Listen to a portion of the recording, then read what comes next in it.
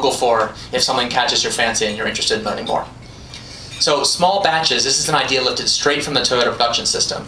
The idea here is that the unit of work that we do should be smaller rather than larger.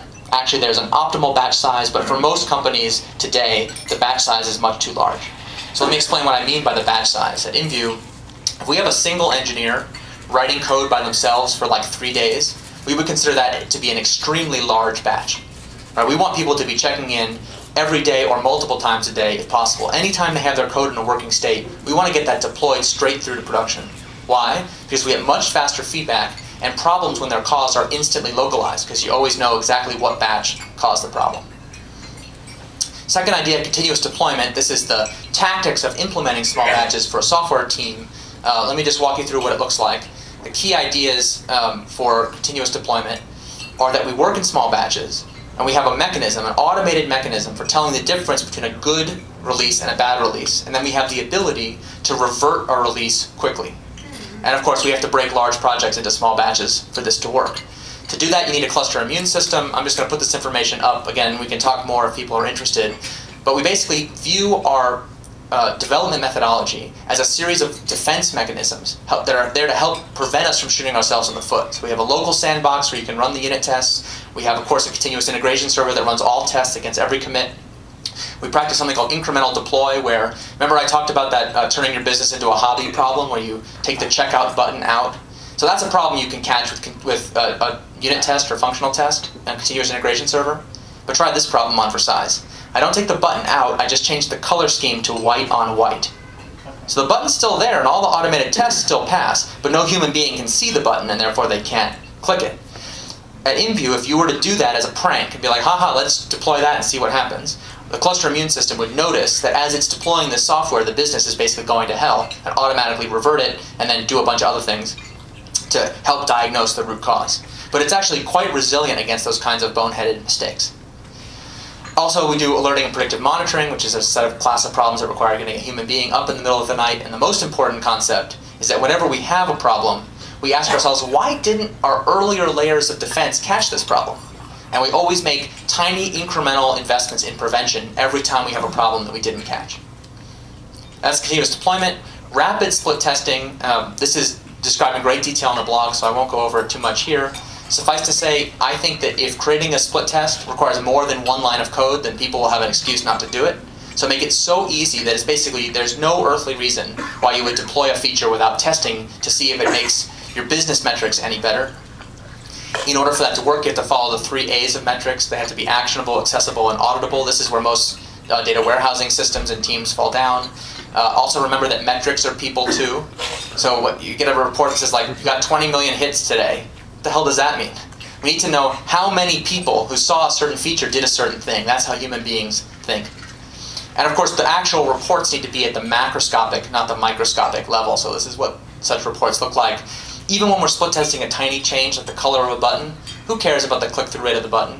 We need to make sure that by having done that test, we've impacted customer behavior in a way that the business cares about.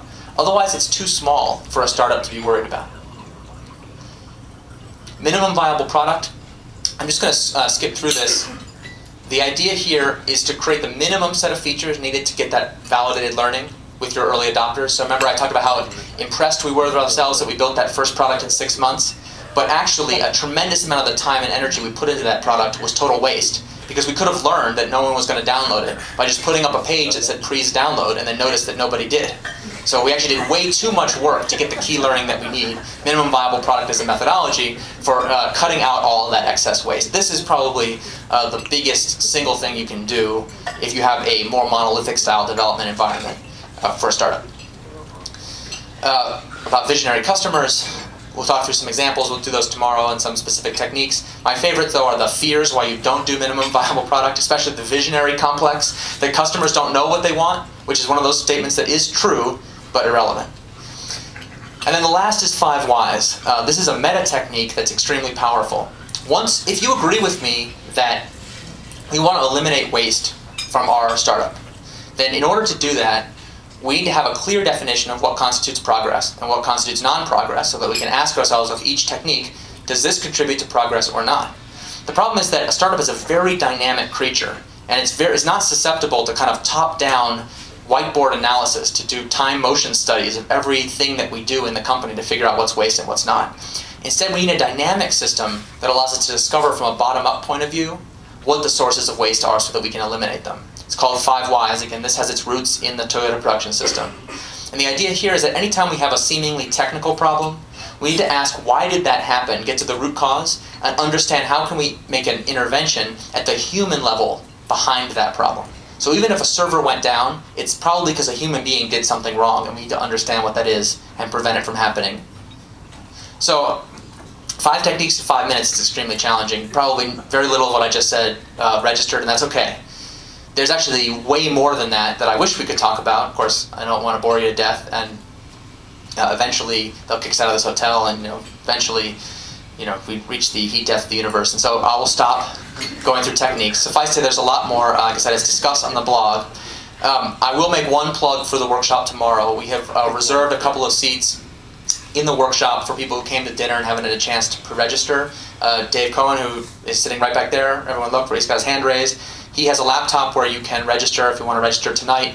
You don't need to pay tonight, we'll invoice you, and if you're interested in finding out more, let me know. The workshop's a little bit more expensive than this event, so that's to make sure that the people in the room are people who believe that they can really get economic value from these ideas, not just there for the entertainment, because I am entertaining, but that's not my objective in coming here. But please, if there's people who really want to go, I don't want anyone to be denied access on the on financial basis, so please come talk to me. We've had a couple of generous sponsors who have sponsored some scholarships. We might be able to scare up some that way.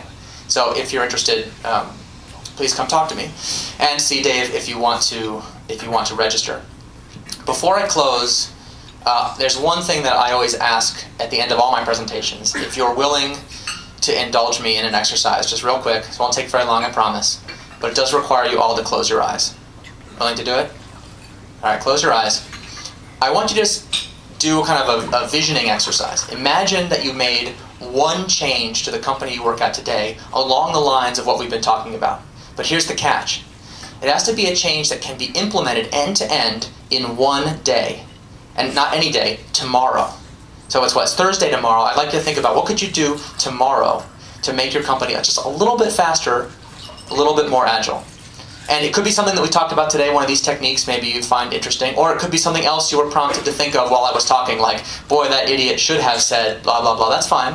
And all I ask you to do is imagine what would it be like the day after tomorrow if you had actually done the thing you're imagining. And just take a moment to look at that picture. It's my fundamental belief that no matter who you are, what job you're doing, what your role is, what company you're in, what stage of development, how much money you have, you are ready to do this now.